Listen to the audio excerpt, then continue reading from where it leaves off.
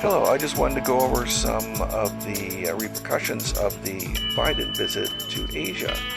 This happened a few days ago where Biden went over to Japan to meet with their leaders, and he had been touting his new, quote, Asian NATO, which is a consortium of nations that are supposed to be in somewhat of a counter to the Chinese expansionism and a United States friendly sort of League of Nations. Okay, so this whole thing that was a farce anyway, but we'll get more into that later.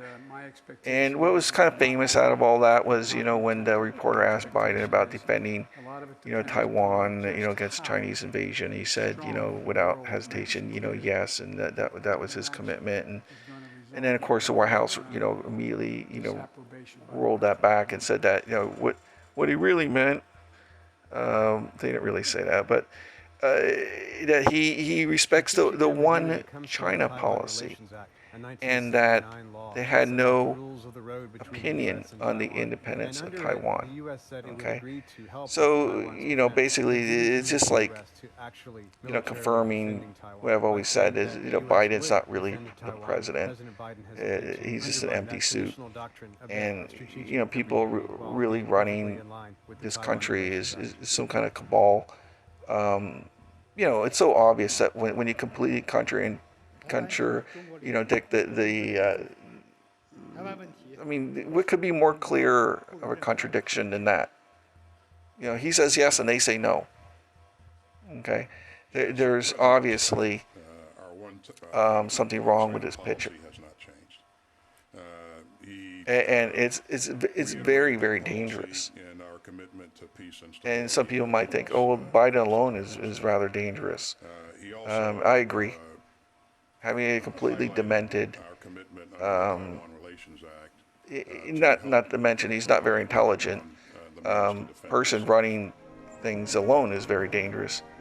But even worse is people that you have no idea who they are running the White House. Okay, now it's not all these aides and people like these advisors. These are not the people who are running things. Okay, those are probably kind of Biden-friendly people. The people who are running things in the White House are very powerful, and they're willing to contradict the President of the United States. So again, these are not like aides to the president here and things like. These are very powerful people. And I had my theories. I did a video. It's called "The Jokers in the White House," and it was just basically, at that time I was outlining my reasons why Biden really was not in charge of anything. Okay, and up to this point, there was good reason to question the leadership of Biden and how much he actually was leading the country. But this visit to Japan just solidified this whole thing about Biden is not in charge, like, at all. It's not like you could say, oh, these people were trying to clarify his position. I mean, he said, yes, we would defend Taiwan. And they come out and basically say no, and we respect the one China policy. Now, if you know what the one China policy is, right? I mean, that basically says that Taiwan and China, eventually, they're one. Okay, they're one now. Is basically what that says, and eventually they will become one. That's just a matter of time. And the fact that they don't even recognize or they had no opinion on the independence of Taiwan. Now imagine if you're a Taiwanese politician, a leader in that country, and you hear this, you're like, oh my God, it's like, no one's going to help us. Yeah, that's exactly right. And in one of my other videos, like I asked, like, when Biden said that he would go defend Taiwan, it's like my question to Biden is, so what are you going to do? Like, how are you going to defend Taiwan? There's nothing the United States could do to defend Taiwan other than, like, a full-scale like nuclear attack on China. I mean, and that's not going to happen, right? So Taiwan's just basically at the mercy of China. And my guess is China is just playing a waiting game. I mean, China, you could get a Taiwan, president that's sort of like like a sympathetic to the one China policy, and during his term, China could just basically flip the country into being very pro mainstream, mainly in China rather, friendly. And it would just take something as simple as that to really get that whole process going, where they integrate together.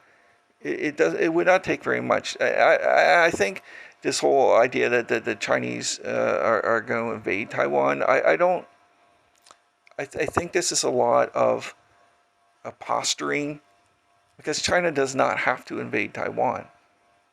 Taiwan can be taken in a political way. And I think that's what they're going to do, actually. China is very patient. And they're also really good chess players.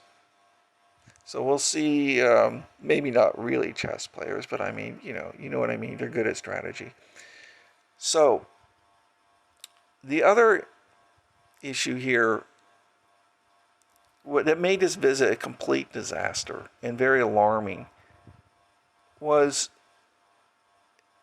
the message that Asia sent Biden was basically F off. I mean, in every way. Okay, so he's over there in a safe zone, in Japan, which is an occupied country. Going back to World War II, ever since MacArthur stepped off the plane, it's become it's a puppet nation of the United States. It's occupied. It has numerous United States military bases, Air Force bases, and they're not allowed to have really much of a military of their own. And the same thing happened, with Germany, okay? And the Soviets did the same thing with the countries that they conquered in World War II, and that became the Warsaw Pact. We're no different than what they did. We occupy countries, and they occupy countries, okay? So this whole notion that Japan is really like this independent state is just like utterly ridiculous. So anyway, he goes to a safe zone, and what happens? You have Russian bombers escorted by Chinese jets, doing exercises right off Japan's airspace. Now, what does this message tell you? I mean, this is China and Russia, like, holding hands. I mean, it doesn't get more lovey-dovey than this. I mean, this is like, and that's what they were telling you, okay? This is like a nightmare scenario for the United States, because in this, big-time politicians and strategists have warned against this, that pushing Russia and China together like that is like the worst outcome for the United States, like, in foreign policy, that could happen. And that's what this administration did. They pushed them together. And Russia and China are solidifying this relationship. It's a very synergistic relationship. Russia's got the raw materials. Chinese have the powerhouse economy. And the two together, it's like an unstoppable force. And the United States had always played them off of each other in a cunning way. But the Biden administration just totally, Biden administration, they lost their marbles, and that was one of the biggest catastrophes that could have happened. The long-term implications are very, very huge. So that was the message that the Russians and Chinese were showing. Meanwhile, the Chinese are all over the Taiwan airspace. basically sending a message that you have no business here. Taiwan is basically ours. And then you have Kim Jong-un in Korea, North Korea firing ballistic missiles, all long range and all successful. It's basically this huge FU message that they're sending to Biden. And so, Biden also, he was touting this consortium of countries that are supposed to counter China. And the problem is, this thing's basically non-existent. It's like a ridiculous concept because, like, look at India alone. Like, India turned a cold shoulder to the United States. India doesn't want anything to do with these harsh sanctions that are being imposed on Russia. And India has stated its opinion that it doesn't really want to get involved with the war. And also, India wants to protect its own economic interests. So India is continuing to buy oil from Russia. And they're increasing their cooperation with China. Now, does this sound like a member of a group of countries that's going to counter China and become the new Asian NATO? No, of course. And in other countries in this consortium, they're no better. Thailand, it's been announced that they're going to increase cooperation with Russia. And there's going to be supposedly an increase of $10 billion of trade with Russia. So this whole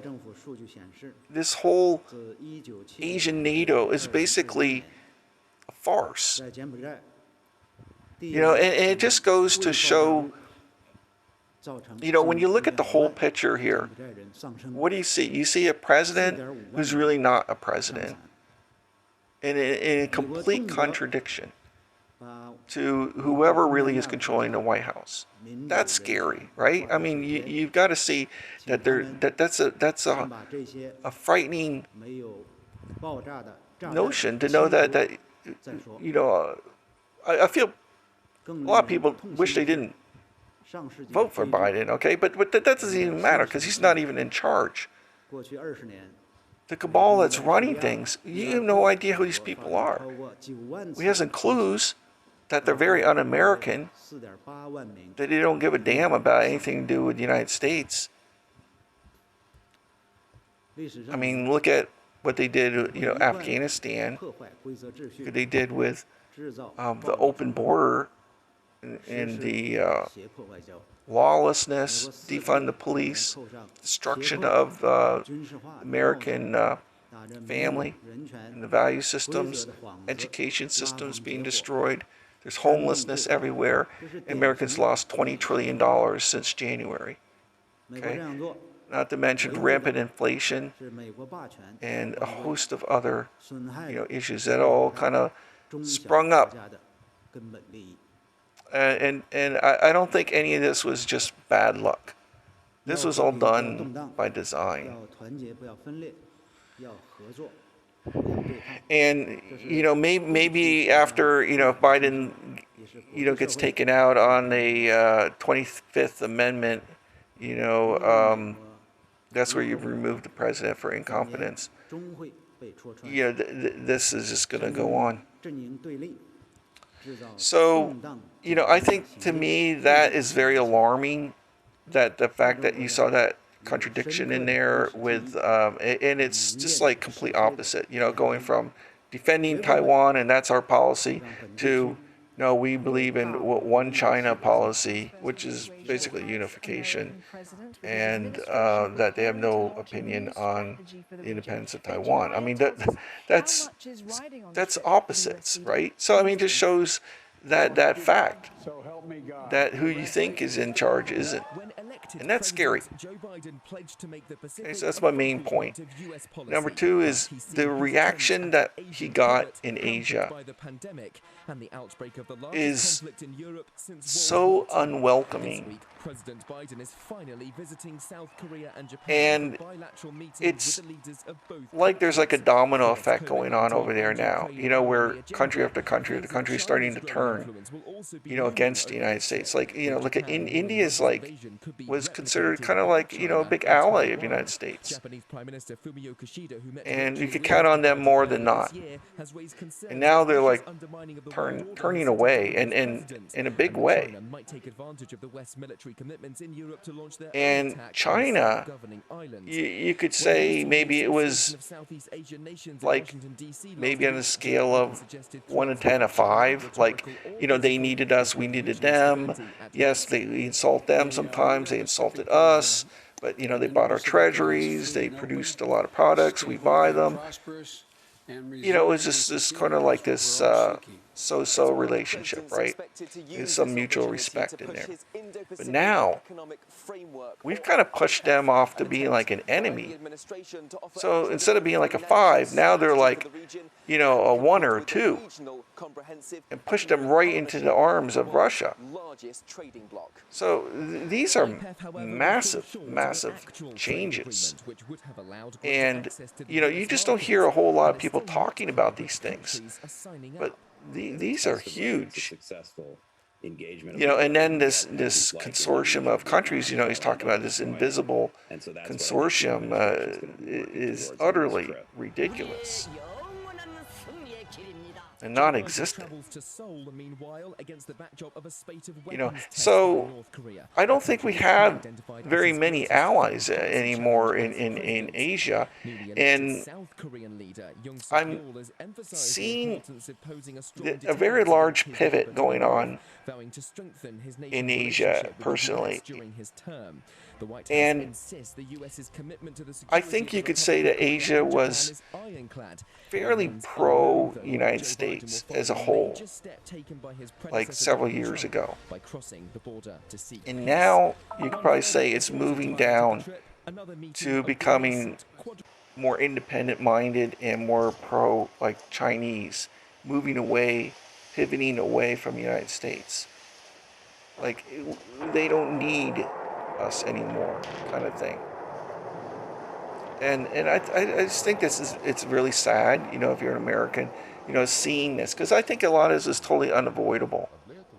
We didn't have to be, an enemy to all these countries. So we've kind of, because you got to realize that to the Asian countries, China is like everything over here. China is, where all these Asian countries, they all deal with China. They need steel, they get it from China. They need products.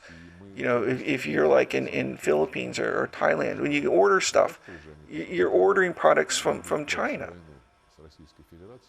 They all rely on China. They need Chinese tourists. They need Chinese businessmen. So, then you have the United States going around and bullying all these Asian countries, saying, you can't do business with China anymore, and threatening all these sanctions and stuff. These countries, they look at it like, they got to be like shaking their head and say, like, you're forcing us to decide between our livelihoods, and our business partners, in China, or, to go along with United States games. And I think they're tired of the games. These Asian countries are like, we're done with this stuff. And I think India was a great example of that. Pakistan also tried that, but the United States had a lot of power over the politics in Pakistan. And they got rid of Imran Khan, who was, sort of pro-Russian and not wanting to go along with the sanctions. But the people in Pakistan are really upset and revolting against this, this ouster of their elected president. So you can see the chaos that the United States has brought, over to a lot of these countries in Asia and in the Middle East too. And it's as an American, it's troubling, and it's very, very sad to see.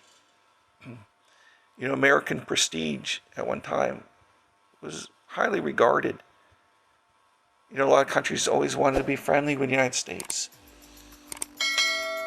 And now it's like countries are running away from the United States. They don't want to be near the bully anymore.